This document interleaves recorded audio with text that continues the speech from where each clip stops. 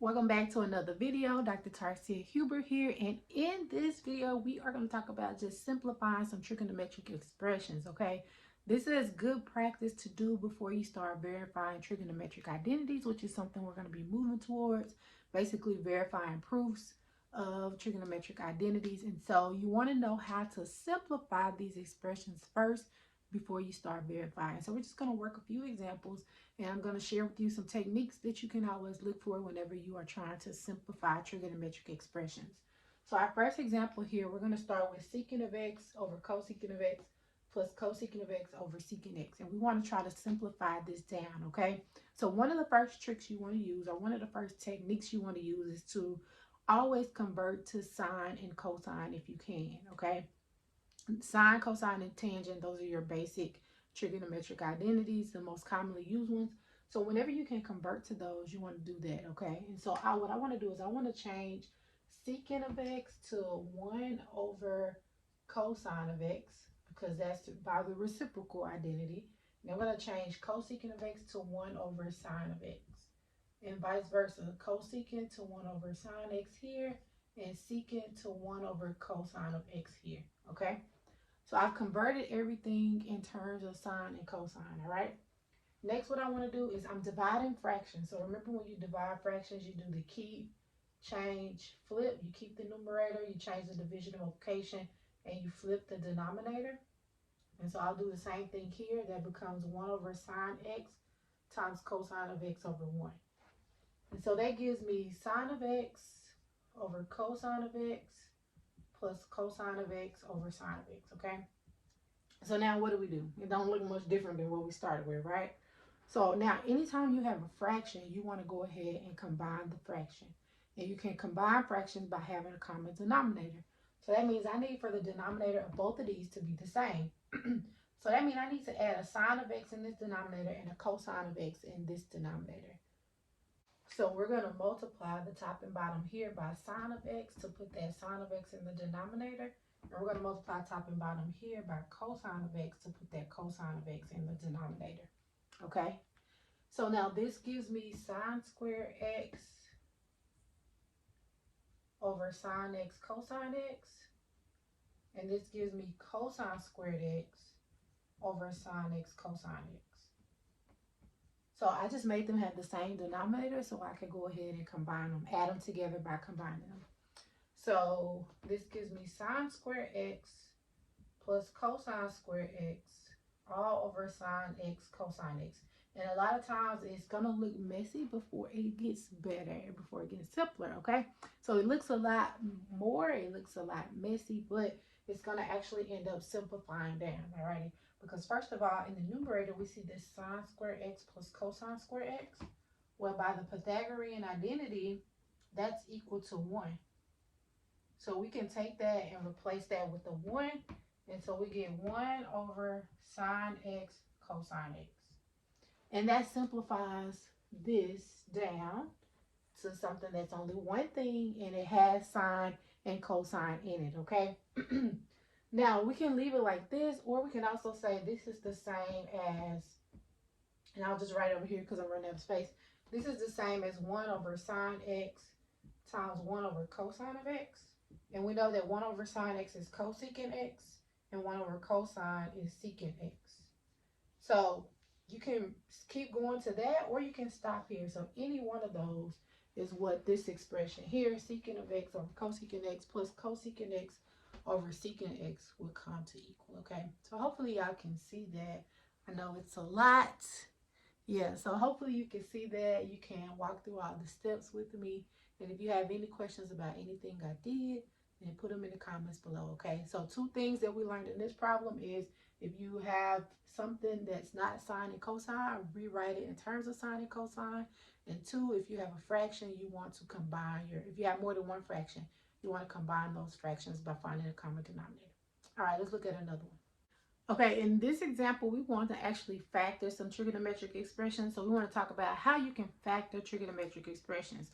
You can factor them just like you factor, your quadratic expressions or other types of algebraic expressions. And so when I look at this first one that we want to factor, sine squared theta minus 1, I see two terms. I see this term sine squared theta, and I see this term 1. And if you remember with factoring, anytime you have two terms, the only way you can factor it is if it's the difference of two squares, which means if I could write this as something squared minus something squared. So just to give you all a reminder, if you have something that's the difference of two squares, then that will factor into a minus b times a plus b. So if I had a squared minus b squared, that factors to a minus b, a plus b. And then again, it doesn't matter what order you put those in, but it's the one where you have the sum of the two terms that's being squared and the difference of the two terms being squared, okay? And so when I look at this two terms, I want to say, can I write this as the difference of two squares? Well, yeah. This is sine theta squared minus 1 squared. So my a here is sine theta and my b is 1. So this will factor into sine of theta minus 1 times sine of theta plus 1. All right. So that's how this would factor. So you can factor just like you factor algebraic expressions. It's just sometimes you have to replace, if it helps, replace this sine of theta, the trigonometric function, with some letter and then look at it. So when I say some letter, like I could say this is u squared minus 1, where u is equal to the sine of theta. Okay. Let's look at another example. Okay, here for part B, we want to factor 2 sine squared x plus 3 sine x plus 1. Okay, so this one has 3 terms. And if it helps you, go ahead and replace that trigonometric function with a letter, right? And I'm just going to say u. So we're going to let u equal sine of x in this case. So if I replace sine of x with u, then this becomes 2u squared plus 3u plus 1. So then factor this, and then once you factor this, go back and replace u with sine of x. That's the best way to approach it, okay? If you can't see it offhand, okay, you might can already see that this is a function squared plus a function by itself plus a constant term. All right, so if I factor this, I have a number in front of u squared, so I have to do the AC method, or a shortened version of the AC method. So a is 2 and c is 1, so I will do 2 times 1. And so AC is 2. So now I would want to find factors of 2 that add to B, which is 3. So I want two numbers that multiply to 2 but add to 3. Well, that's pretty easy. 2 times 1, those are the only numbers that multiply to give me 2. 2 times 1 is 2, and 2 plus 1 is 3. So those are my factors. So you could factor this by two ways you could do it. You could take each factor and divide it by the a, that's the shortened version, or you could do the full out AC method by replacing this middle term 3u with 2u plus 1u, and then factor by grouping. So some of y'all may have learned it this way, some of you may have learned it a different way. So if you factor this by grouping, you factor out the 2, and that gives you, or you factor out a 2u here, because factoring by grouping, you group the first 2, then you group the last 2. So if you pull out a 2u, you're left with u plus 1. And there's no number in front, so you put a 1 right here. So now you can pull out a u plus 1 out of both of those. And if you pull out a u plus 1 here, that leaves you with the 2u. If you pull out this u plus 1 here, that leaves you with the plus 1. And so this factors in the u plus 1 times 2u plus 1. Now, if you have any trouble with factoring, I have some videos on factoring that you can go back and watch, where I'll show you how to use the shortened method for factoring. So now that we have factored that, then all we do next is just go back and replace that u with what we let it equal sine of x. So this will become sine of x plus 1 times 2 sine of x plus 1. And so that's how that will factor, okay? So you can factor trigonometric expressions just like you factor algebraic expressions, all right? If you have any questions about that, about factoring this, again, you can put them in the comments. And then also, I have other videos about factoring if you don't quite understand how to factor, okay? Let's do one more example. For this last example, we want to simplify this expression, 1 over tangent square alpha plus cotangent alpha times tangent alpha, okay? So one of the things that I noticed, first of all, is that these two are reciprocals of each other. So I can convert any one of those, it doesn't matter, into its reciprocal equivalent, okay? So first thing I'm going to do is I'm going to, and just because tangent is the more familiar trigonometric function, I'm going to convert the cotangent of alpha to 1 over tangent alpha. So again, that's by the reciprocal identity. By the reciprocal identity, cotangent of alpha is equal to 1 over tangent alpha. All right.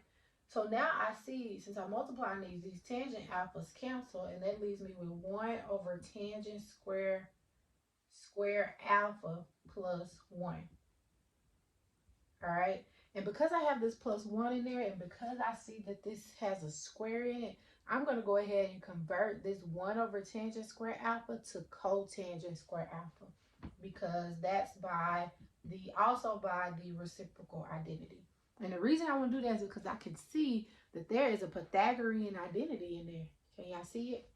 Cotangent square alpha plus 1 is one of the Pythagorean identities, which is cosecant square alpha.